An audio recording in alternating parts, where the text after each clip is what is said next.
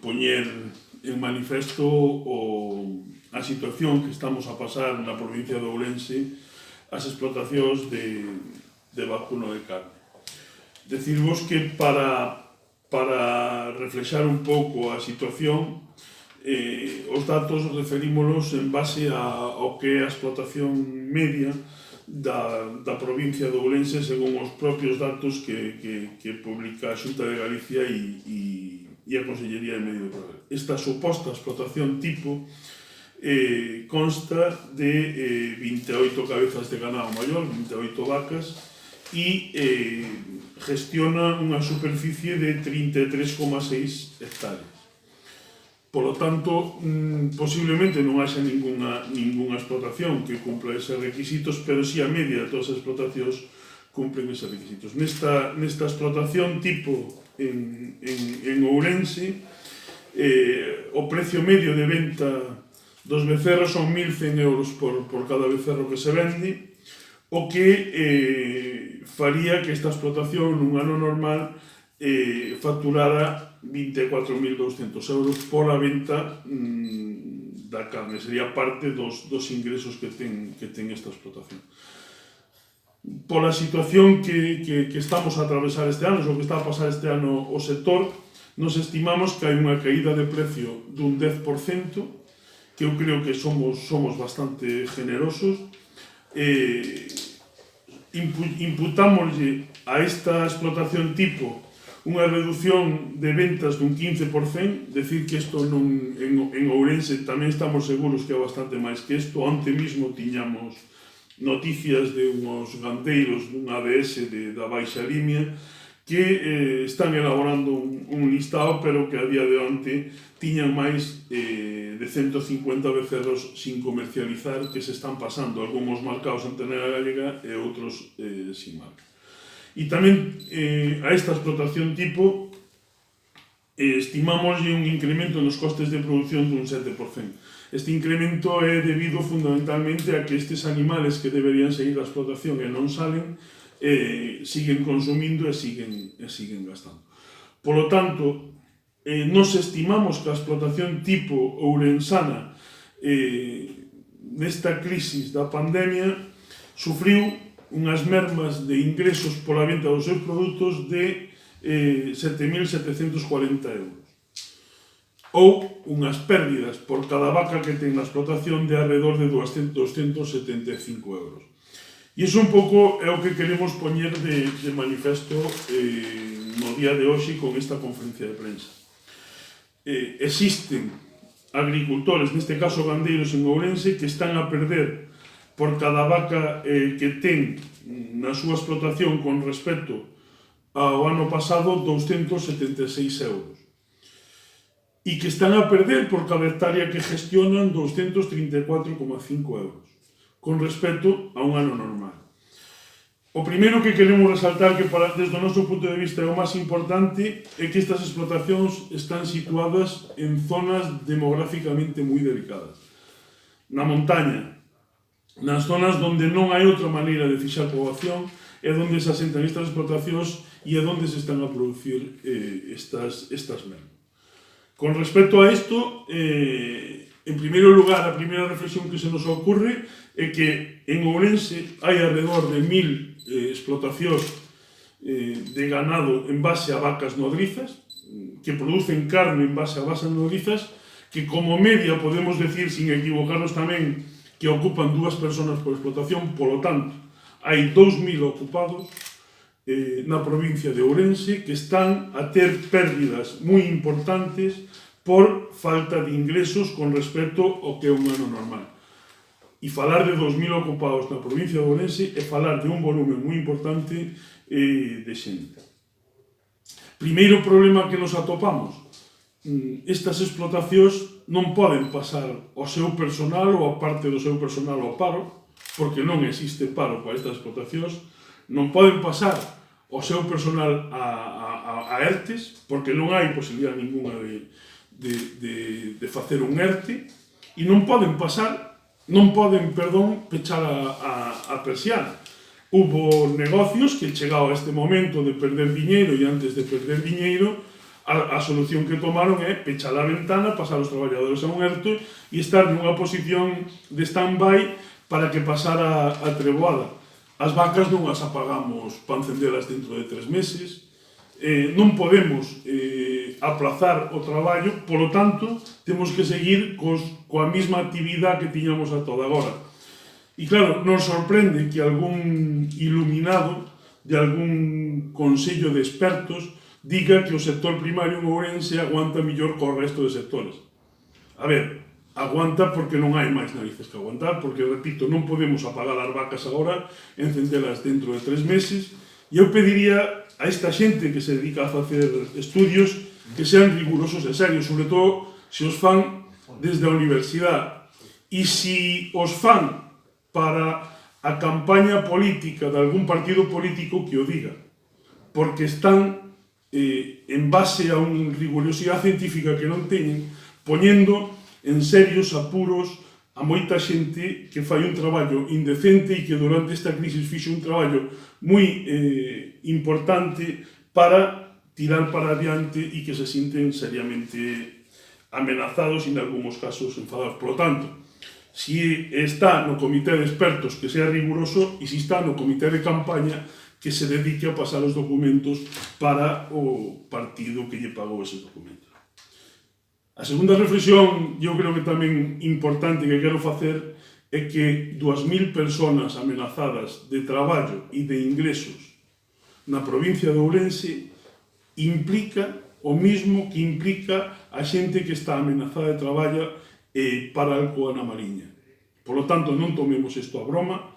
Estas personas, a única maneira que teñen ou que tuveron de sair para adiante é, se hai aforros, tirar de aforros e, se non hai aforros, endeudarse. Por lo tanto, temos un problema económico nesta provincia de primeira magnitud. Por ahora, non decidimos aínda queimar rodas, nin cortar carreteras. Ao mellor, máis adiante, teremos que empezar a baraxar esta situación, pero que sí é certo é que desde a primeira semana de marzo hasta ahora estamos nunha situación moi delicada e non hai unha industria que ocupe a tanta xente nesta provincia como ocupan estas explotacións. E a terceira reflexión que quería facer tamén un pouco en plan de sensibilizar e poñer en valor o traballo que facemos todas estas explotacións. Mirade, por un lado, estas explotacións fixan poboación no rural, nas zonas onde non hai outra maneira de fixar poboación. Por outro lado, estas explotacións ocupan a xente que, se non estuvera ocupada en estas tareas, estarían nas listas do paro.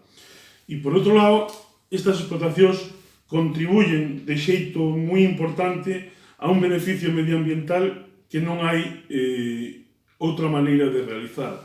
É dicir, as explotacións en base a vacas nodrizas, ao contrario do que nos quieran facer ver, están cumprindo unha función medioambiental importantísima en toda Galicia, en toda España, pero fundamentalmente na provincia de Ourense. Esta provincia, todos os anos, arde unha media, un ano con outro, de alrededor de 8.000 hectáreas.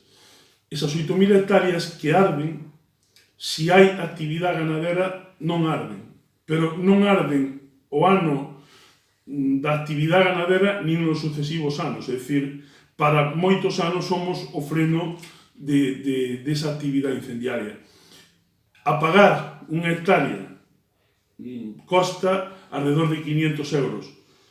É bastante menos co que perdimos, co coste, co diñeiro que perderon as explotacións por este cese de actividade, por esta situación tan delicada que estamos a vivir. Nós o que queremos decir é, poñamos en valor a situación económica, poñamos en valor a situación demográfica e poñamos en valor tamén a situación medioambiental a que están contribuindo estas explotacións, porque de xeito inmediato necesitamos buscar solucións para gestionar e, sobre todo, para garantizar a viabilidade económica destas explotacións. E estou falando de viabilidade económica, polo tanto, estou falando da obrigación que ten o goberno galego con estas explotacións en cuanto a que necesitamos axudas. Hasta ahora ningunha das medidas as que nos podemos acoller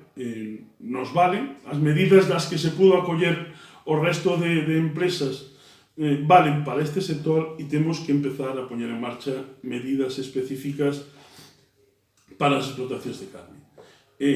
Nos valoramos a necesidade de axuda en cubrir os gastos, as pérdidas que temos, e eu creo que nadie pode pedir nestas situacións máis que empatar. Non se trata de buscar, nin de pedir, nin de solicitar ningún tipo de beneficio. Trátase de tratar de empatar para que a explotación siga tendo viabilidade. Por lo tanto, a axuda que nos exigimos para estas explotacións na provincia de Ourense está alrededor de unha axuda media de 7.740 euros, que non quere dicir que haxe que darlle 7.740 euros a todas as explotacións, senón que ese debe ser o importe medio das axudas según as estimacións que nos temos de pérdidas desas explotacións.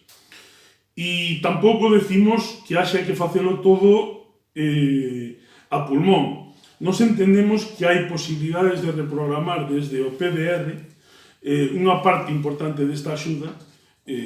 Hai partidas do PDR que se poden cambiar e hai partidas do PDR que non se gastaron, e entendemos que temos que poñernos a traballar en este sentido porque necesitamos que todo o diñeiro que poida vir a través das líneas europeas para a axuda que veña, e nos entendemos que alrededor de 150 euros a maiores do que xa cobran estas explotacións se lle poden dirigir a través de medidas de redireccionamento das liñas do PDR.